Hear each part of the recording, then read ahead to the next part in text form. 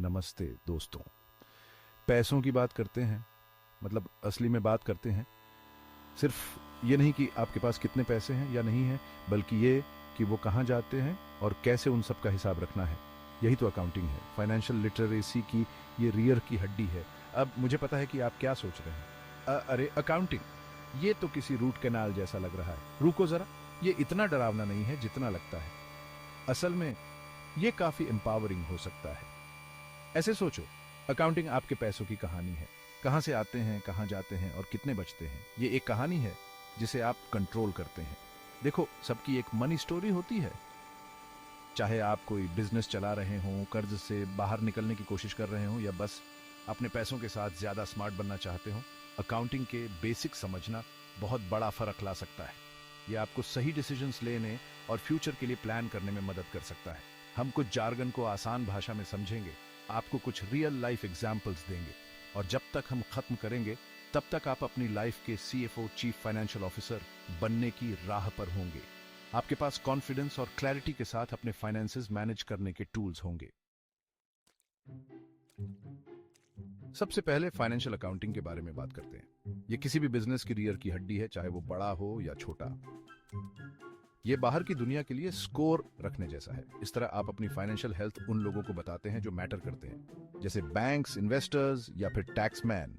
ये सब आपके बिजनेस के बारे में डिसीजंस लेने के लिए इन नंबर्स पर डिपेंड करते हैं। वो देखना चाहते हैं कि आपका बिजनेस कैसा चल रहा है, और फाइनेंशियल अकाउंटिंग उन्हें आपके फाइनेंसेस समझने का एक स्टैंडर्ड तरीका देता है।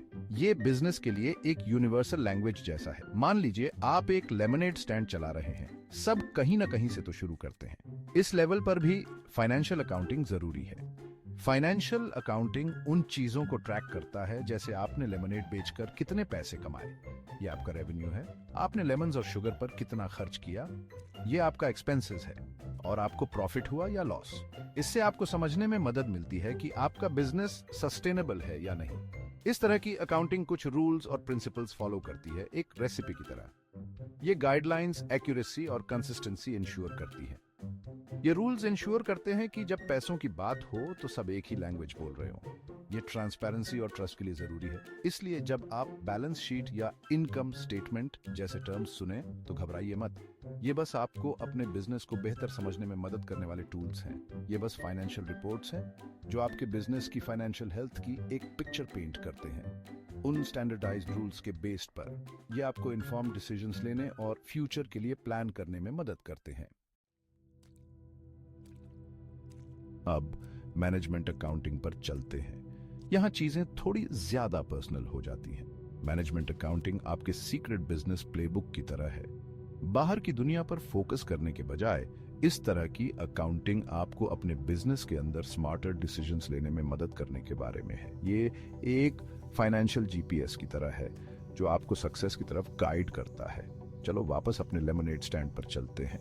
मैनेजमेंट अकाउंटिंग आपको ये पता लगाने में मदद करेगा कि प्रॉफिट कमाने के लिए लेमनेड के हर कप का कितना चार्ज करना है, अपने कॉस्ट कवर करने के लिए आपको कितने कप्स बेचने की जरूरत है, और क्या आपको एक बड़े स्टैंड में इन्वेस्ट करना चाहिए। इस तरह की अकाउंटिंग स्ट्रेटेजिक डिसीजंस लेने के लिए फाइनेंशियल इंफॉर्मेशन यूज करने के बारे में है, जो आपको अपना बिजनेस ग्रो करने या अपने फाइनेंशियल गोल्स तक पहुंचने में मदद कर सकती है। सेक्शन 4 की terms, assets, liabilities and more. इस सेक्शन में हम इन जरूरी कॉन्सेप्ट्स को ब्रेक डाउन करेंगे ताकि आपको अपने बिजनेस फाइनेंसेस को बेहतर ढंग से समझने में मदद मिल सके। आइए कुछ की अकाउंटिंग टर्म्स के बारे में जानें जिन्हें आपको जानना जरूरी है। ये टर्म्स आपके बिजनेस को इफेक्टिवली मैनेज करने के लिए फंडामेंटल हैं। चिंता मत करो, मैं इसे सिंपल रखूंगा। इन टर्म्स को समझने से आपके फाइनेंशियल डिसीजंस बहुत आसान हो जाएंगे। सबसे पहले हमारे पास एसेट्स हैं।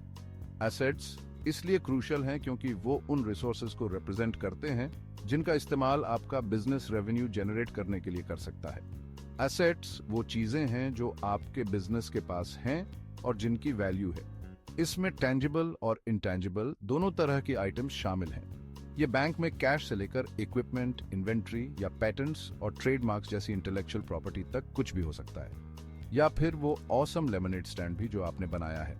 अगला हमारे पास लायबिलिटीज हैं। लायबिलिटीज को समझना आपके डेब्ट्स और ऑब्लिगेशंस को मैनेज करने के लिए की है। लायबिलिटीज वो हैं जो आपका बिजनेस दूसरों को ओ करता है। ये आपके फाइनेंशियल ऑब्लिगेशंस हैं जिन्हें सेटल करने की जरूरत है। ये वो पैसे हो सकते हैं जो आपने अपना बिजनेस शुरू करने के लिए किसी फ्रेंड से बोरो किए थे, बैंक से लोन्स या क्रेडिट के दूसरे फॉर्म्स। बिल्स जिन्हें आपको पे करने की जरूरत है, जैसे यूटिलिटीज, रेंट और दूसरे ऑपरेशनल एक्सपेंसेस भी लायबिलिटीज के अंतर्गत आते हैं। या फिर आपके ऑसम लेमनेड बनाने वाले पार्टनर को अनपेड वेजेस भी। लायबिलिटीज का ट्रैक रखने से आपको फाइनेंशियल पिटफॉल्स से बचने में मदद मिलती है। और अंत में हमारे पास इक्विटी है। इक्विटी एक वाइटल कॉन्सेप्ट है क्योंकि ये आपके बिजनेस की नेट वैल्यू दिखाता है। इक्विटी आपके एसेट्स और लायबिलिटीज के बीच का डिफरेंस है। ये आपके बिजनेस की उस वैल्यू को रिप्रेजेंट करता है जो असल में आपकी है, सारे डेट्स पे करने के बाद। ये आपके बिजनेस की उस वैल्यू को रिप्रेजेंट करता है जो असल में आपकी है। इसे गेम में अपनी फाइनेंशियल स्टेक के रूप में सोचें, वह पोर्शन जो ट्रूली आपका है। इन की टर्म्स को समझने से आप इन्फॉर्म्ड डिसीजंस लेने और अपने बिजनेस को सक्सेस की ओर ले जाने के लिए एम्पावर होंगे। इसलिए अपने फाइनेंशियल जर्नी पर नेविगेट करते समय इन कॉन्सेप्ट्स को ध्यान में रखें। Section 5. Expenses versus expenditures. Not all spending is created equal.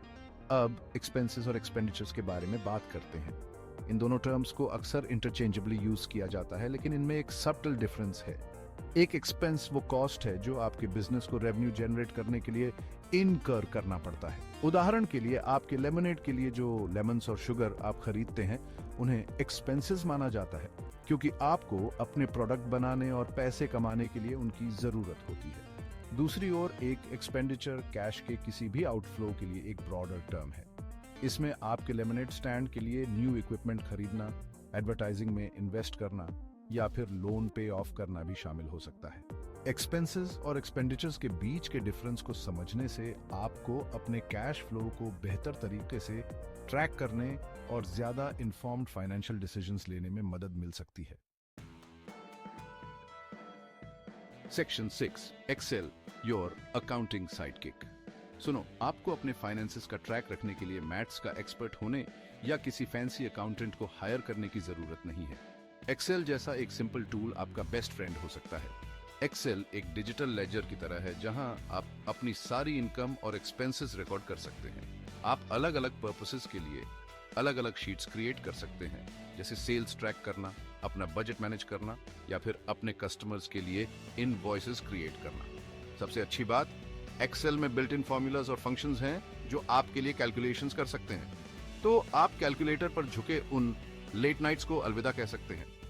Accounting के लिए एक्सेल यूज करना शुरू करने में आपकी मदद करने के लिए ऑनलाइन ढेर सारे फ्री टेम्पलेट्स और ट्यूटोरियल्स अवेलेबल हैं। यकीन मानिए, यह गेम चेंजर है। Section 7. Keep learning, become a money master. तो दोस्तों, ये बेसिक अकाउंटिंग का एक क्रैश कोर्स था। याद रखें, अपने फाइनेंसेस को समझना डरावना या कॉम्प्लिकेटेड नहीं है। जितना ज्यादा आप अकाउंटिंग के बारे में सीखेंगे, उतना ही ज्यादा कॉन्फिडेंट आप अपने पैसों को मैनेज करने, स्मार्ट बिजनेस डिसीजंस लेने और अपने फाइनेंशियल गोल्स अचीव करने में बनेंगे। क्वेश्चंस पूछने, रिसोर्सेज ढूंढने और सीखते रहने से मत डरिए। आपको मनी मास्टर बनने में मदद करने के लिए डेडिकेटेड ढेर सारी अच्छी बुक्स, वेबसाइट्स और पॉडकास्ट्स भी हैं। तो जाइए, अपने फाइनेंसेस पर कंट्रोल कीजिए और याद रखें, पेड़ लगाने का सबसे अच्छा समय 20 साल पहले था। दूसरा सबसे अच्छा समय आज है।